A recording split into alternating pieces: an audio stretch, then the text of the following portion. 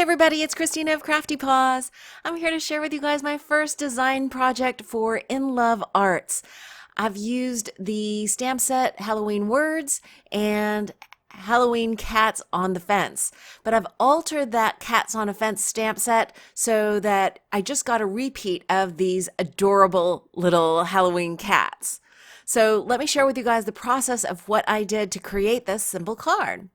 So first I just placed on my stamping tool the stamp and I'm inking up just the cat portion. Now, of course, there's going to be some over stamping or over inking in other areas. And what I'm doing is I'm taking my stamp chamois, which is actually an automotive chamois. I'm going to put a link in the description box below to that chamois because I use it all the time whenever I'm doing any stamping.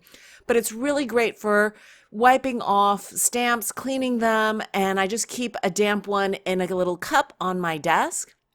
So I've stamped that image out twice, and I'm just trying to make sure that I get a nice, clean, crisp image. Now you'll see that because I wasn't super careful, there's some little marks around the cat's feet. That's the tops of the little fence that they're walking along. But I'm not worried about that because once I get this colored up and do a little doodling, I think it'll look really natural.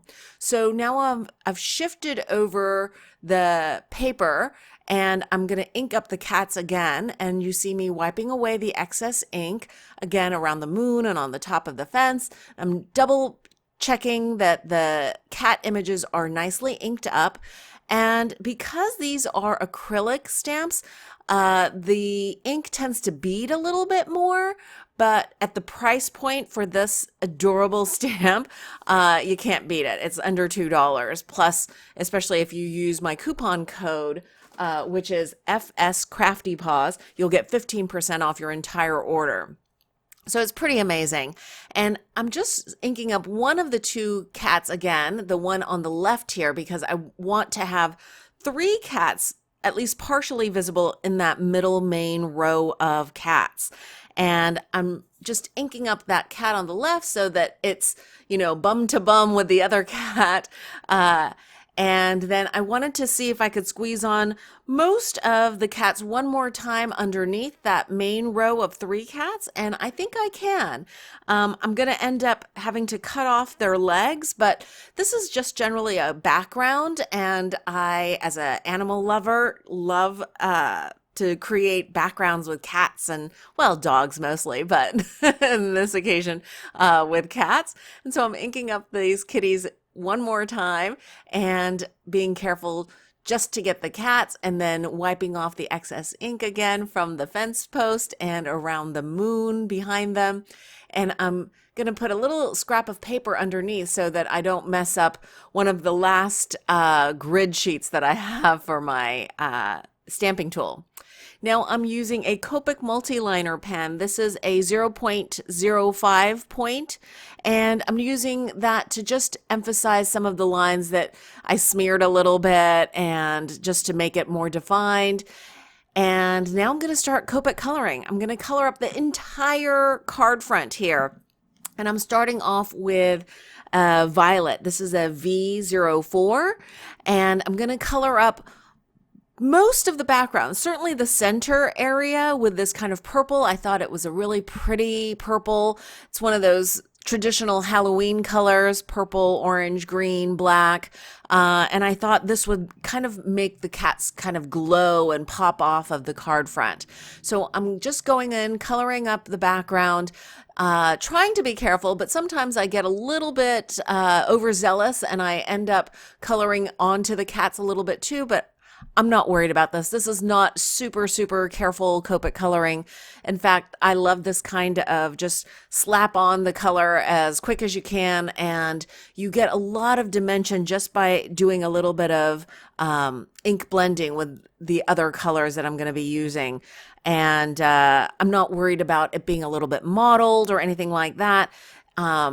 It's kind of Halloween, so it's spooky. It's not supposed to be super perfect. So I'm just going in and trying to color in between the cats. And I'm not going all the way to the edge because I'm going to try to save a little bit of Copic ink and color in the edges with darker purples. So this next layer, which I'm bringing into the lightest area, is a VO6. And so this is a little bit darker. It has a little bit of a reddish undertone.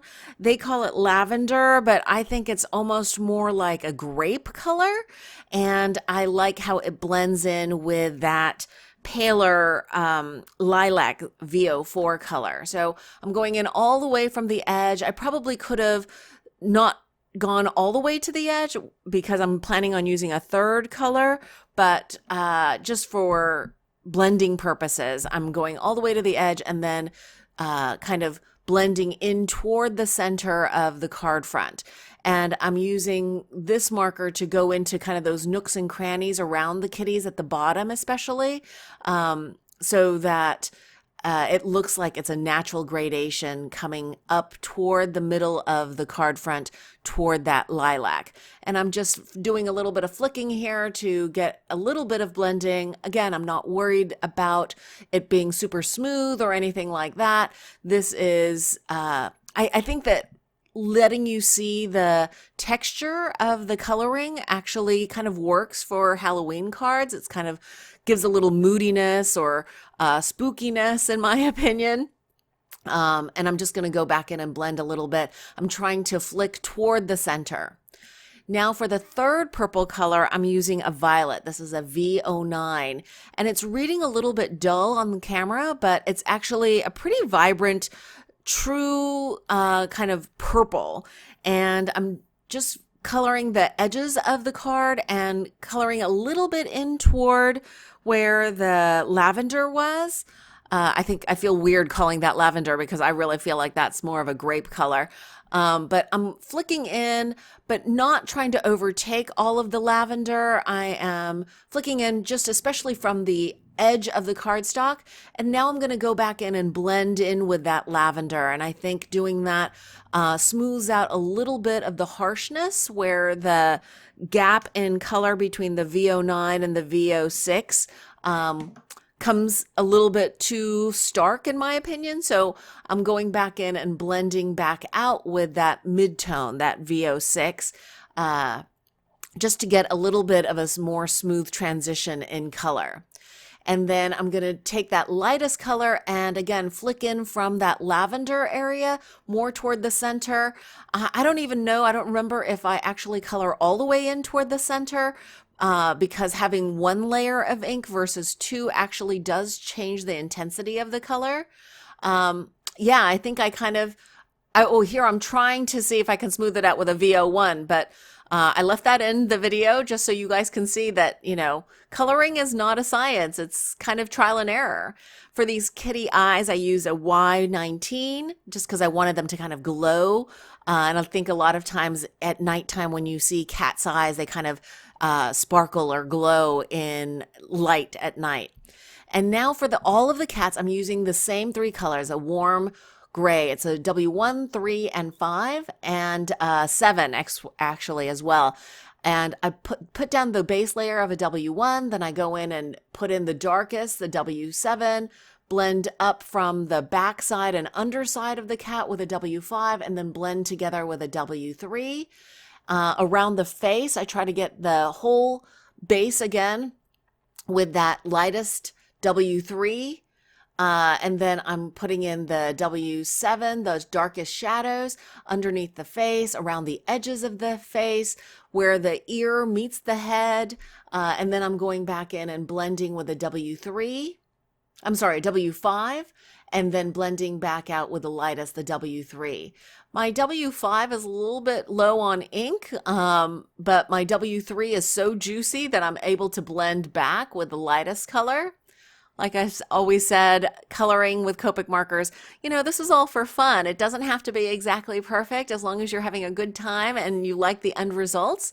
You know, there's no one way to color with Copic markers. Just blend back and forth until you're happy with it.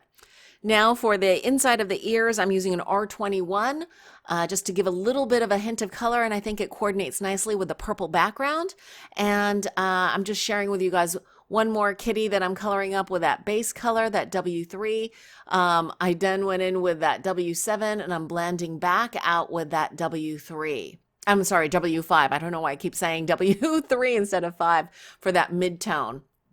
And then I'll go back in and finish up all the coloring off camera. And now I'm going to just stamp out the sentiment with some embossing powder. So I'm using Versamark ink, and I'm using the Halloween word stamps, Happy Halloween, and I'm stamping that out. And then I'm using a liquid platinum Ranger embossing powder, and I've put that down, and then I'm using my heat tool to make that melt. And I like how that kind of echoes the gray, the warm gray of the kitty cats. And then off camera, I actually do another layer of black over top just to make it a little more visible, which you'll be able to see in the final pictures. And then here I'm just doing some doodling. I wanted to give kind of a ground to the cats where they're walking, and it also camouflages some of that over inking or over stamping that I had done when I had tried to just stamp out the kitty cats. So I'm just using some sketching, doodling hash marks to create a kind of grounding for all the cats so that it looks like they're not just floating in the air. And again, this kind of sketchy look, I think, goes well for the Halloween moodiness. And that's it. I'm going to just attach this to a card base from a card base kit. And then I'm just going to cut off the excess. And that will be it for this card. I hope you've enjoyed this process video. Sorry, I'm a little rusty on this. Please bear with me. Thank you so much for watching, and I'll see you in the next one. I hope you guys are having a wonderful crafty day.